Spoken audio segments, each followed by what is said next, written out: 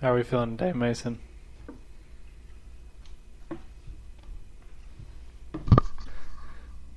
Well, that music sure don't help. I figured it fit the mood over there. I know you had a rough Saturday, so thought we'd try something new for the podcast. Yeah, I mean, it started out like any other Saturday, and then just Tennessee football started. It is what it is, man. But all right, I'm Dano. This is Mason, and you are listening to Mouth of the South.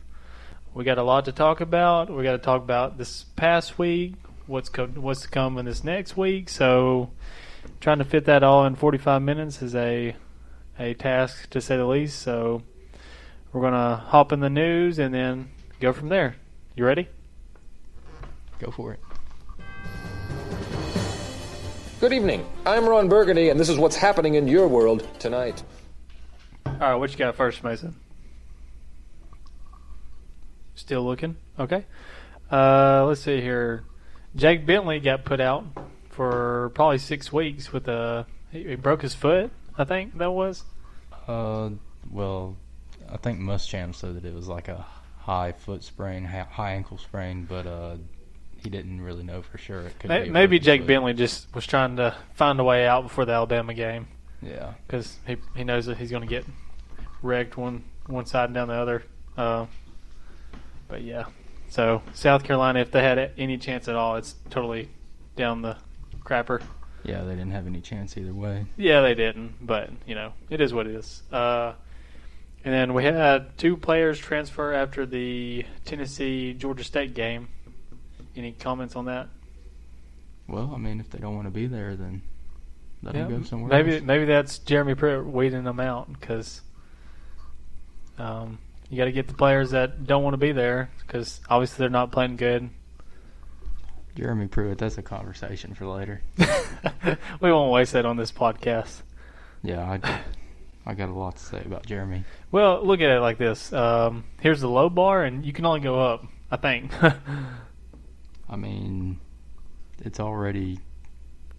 I thought the low bar was when he lost to Vanderbilt. Now, the last 2 games he's been on the sideline, he's lost to Vanderbilt and now Georgia State. I mean, that can't happen. Yeah, and let's be honest, Vanderbilt didn't have a good record last year, but they had a lot of really close games. They were, I would probably say, better than Georgia State. Georgia State had like 2 wins last year? Yeah, in the hefty Sun Belt Conference. So. Yeah. I think that was the first opening game that Tennessee's lost since like the 80s. Yeah, and it was actually the 4th worst loss in college football history. Wow. I mean, just statistically. I can't say it was completely unexpected because look at the last 5 years. I mean, I don't know. It kind of shocked me a little bit. I'm not surprised anymore. Yeah. Well, we'll move on. Another thing is we want to talk about Texas A&M lineman ensures win against Clemson. Usually that's a sure way to get wrecked that weekend. Seems like anytime anyone ever opens their mouth about the game, that they're probably going to lose. Yeah, and the thing is, it's always the ones that are the underdog that probably aren't going to win either way. Yeah, that the one I can remember like for sure is like 2 years ago. That dude from Vanderbilt opened his mouth because Vanderbilt had was on like a 2-0 win streak, and then it just all ended after Alabama rolled into town. Yeah, I mean, and that dude was still getting trashed like during this off season. I mean, keep your mouth shut. Play Yeah. up. Put your play. Well, you can't talk crap against like teams like Clemson and Alabama and expect not to get handled. Yeah, and I was listening to Paul Feinbaum the other day, and he actually didn't have a problem with it. He kind of likes the competitiveness. Well, of course, Paul doesn't. I mean, that's what his whole show is trying to get people riled up and talking trash. I mean, that's what you think them callers do on Paul Feinbaum's show. It's entertainment. I mean, yeah, it is. It is entertaining, but I mean, I don't know. I mean, more players should be humble, I think, when it comes to, like, game-wise and stuff. Now, for the fans, that's one thing, but, like, yeah, if you're a player talking trash, you're gonna get humbled pretty soon. Yeah, but I also kind of see the player's perspective too, because I mean, if they ask you, do you expect your team to win this weekend facing number one Clemson? What do you want them to say? No. I mean, come on. There's another way to do it than just be like, oh yeah, I'm gonna ensure a win. It's a definite win for us. Well, I heard the interview, and he tried to be a little nice about it, and then I think he just saw that he was getting some he just gave up deer in and the said, headlight what? looks and said, wow, I got the spotlight now. So well, I can imagine when you get in press conferences like that, it gets kind of you kind of like looking for what to say, and you can't really think of something, so you just kind of start winging it. That's when stuff hits the fan. And of course, you're going to go after the poor unappreciated lineman. He wants the spotlight, he does. Yeah. Hey, the line is one of the biggest parts. It is the biggest part. You can't have a game without a lineman. They're literally the biggest part. Yeah. Unless you're Tennessee, and then you stack people with like 200 pounds on the line. Auburn struggled with the line too, for sure. Yeah, line is a big deal. And then lastly, we have the feud of who is the DBU of college football. Texas thinks they are, and so does LSU. So I guess we'll find that out this week, huh? Yeah, I mean, I think Texas is just trolling with that one. Yeah, I think LSU's got them beat on that one.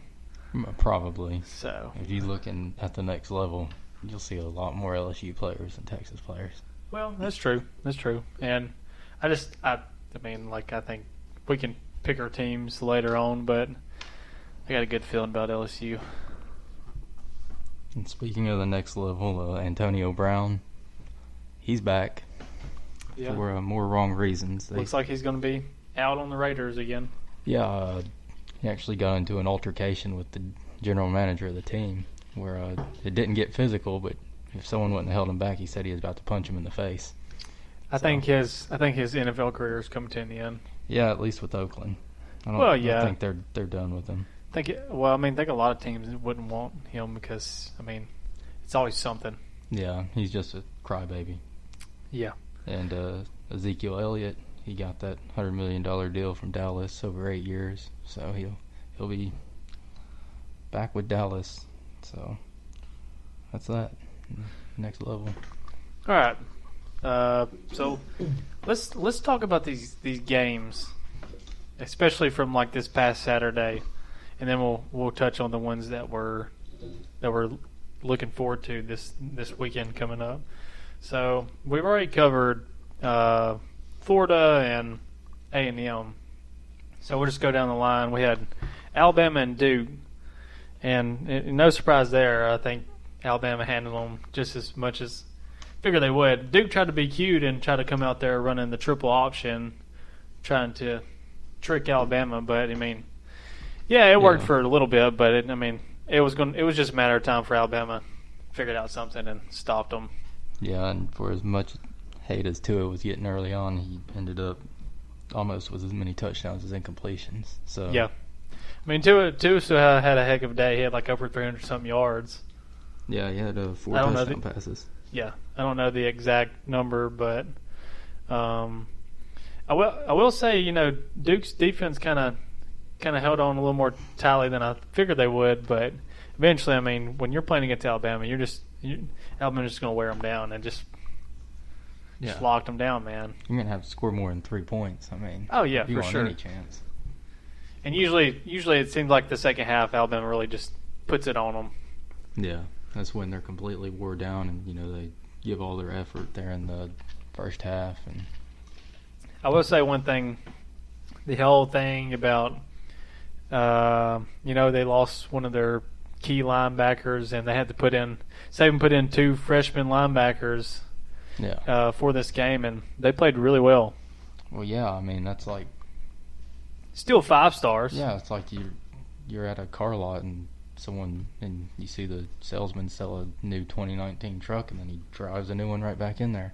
Yeah. I mean, it's the same thing. It's hard to beat depth. Yeah, Sure. especially when they just come as they please at Alabama, and you'll have 5 linebackers that could be stars elsewhere just sitting on the bench waiting. Yeah.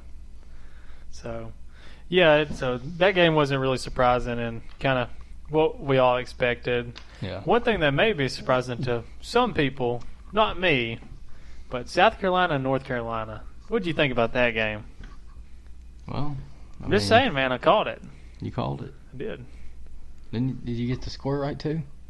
I didn't pick the score. Okay, I did get the smart, Florida Miami smart. game score correct. Yeah, that's true. And I was off like 5 points against the Auburn game, but yeah. But North Carolina, they just came out that second half and just took it to South Carolina. Yeah. Because they were down, like, it was like 15 to, 3 or something like that? Something like that, yeah. And I'm shocked that Mac Brown can still lead a team to a Well, let's be honest. victory. Mac Brown, say what you want, he's still, he's got a lot of years on his belt, and he's a veteran coach, whether people want to admit it or not. And man, he put that freshman quarterback came in and just had a day. Yeah. He was one of the stellar performances from a freshman this week. Yeah. So, you think that Mac Brown or Les Miles was more impressive in his first week? They both had wins. Well, who did Kansas play? Probably nobody. I just saw that Les Miles won his first game at Kansas. Yeah. So. Well, I mean, like, I'm not going to say South Carolina's like a top tier program. They're an SEC program, but I mean, I think they're the more winnable games if another team plays South Carolina. So. Yeah. But it was a good win for them, especially coming back from where they, their season last year where they won like 1 or 2 games. Yeah. Right, and then we're going to hit the Toledo-Kentucky game. Kentucky was struggling. Yeah.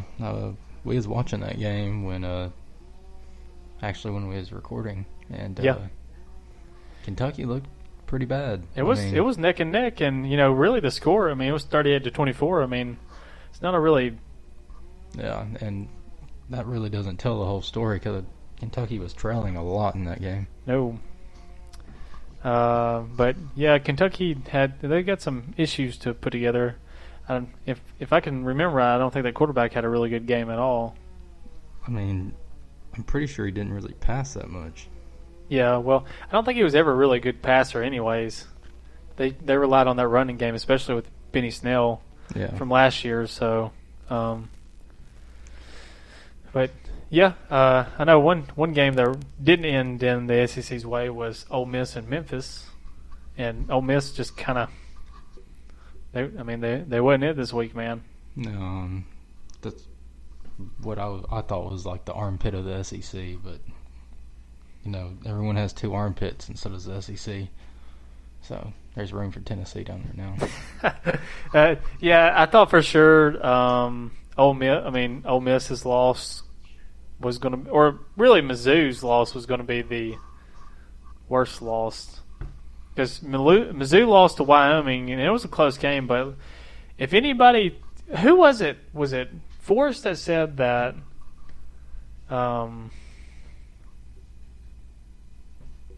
Kelly Bryant was going to be the big thing this year in the SEC. Yeah.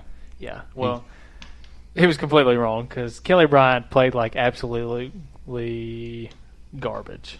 Yeah. He fumbled the ball like 2 or 3 times. I don't know, threw a pick or 2. Yeah, I saw that coming. I mean, like I told him, he couldn't beat out Trevor Lawrence. He threw Clemson, he threw 1 interception, but he like fumbled it once or twice, didn't he? He was. Well, I mean, his pass average wasn't that great. It was 31 for 48. But he just did not play good.